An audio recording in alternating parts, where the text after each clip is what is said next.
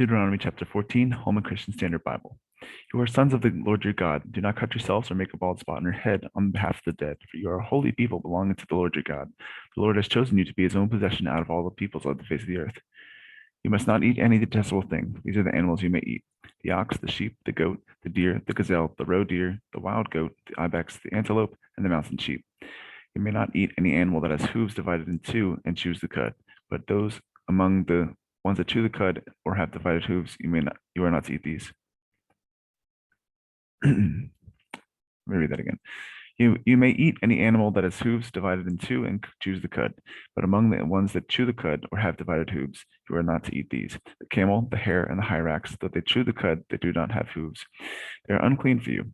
And the pig, though it has hooves, it does not chew the cud. It is unclean for you. You must not eat their meat or touch their carcasses. You may eat everything from the water that has fins and scales, but you may not eat anything that does not have fins and scales. It is unclean for you. You may eat every clean bird, but these are the ones you are not to eat: the eagle, the bearded vulture, the black vulture, the kite, any kind of falcon, every kind of raven, the ostrich, the short-eared owl, the gull, any kind of hawk, a little owl, the long-eared owl, the white owl, the desert owl, the osprey, the cormorant, the stork, any kind of heron, the hoopoe, and the bat. The winged creatures are unclean for you. They may not be eaten, but you may eat every clean flying creature. You are not to eat any carcass. You may give it to a temporary resident living within your gates, and he may eat it, or you may sell it to a foreigner. For you are a holy people belonging to the Lord your God. You must not boil a young goat in its mother's milk. A tenth every year you are to set aside a tenth for all the produce grown in the fields. You are to eat a tenth of your grain, new wine, and oil, and the firstborn of your herd and flock, in the presence of Yahweh your God at the place he chooses to have his name dwell, so that you will always learn to fear the Lord your God.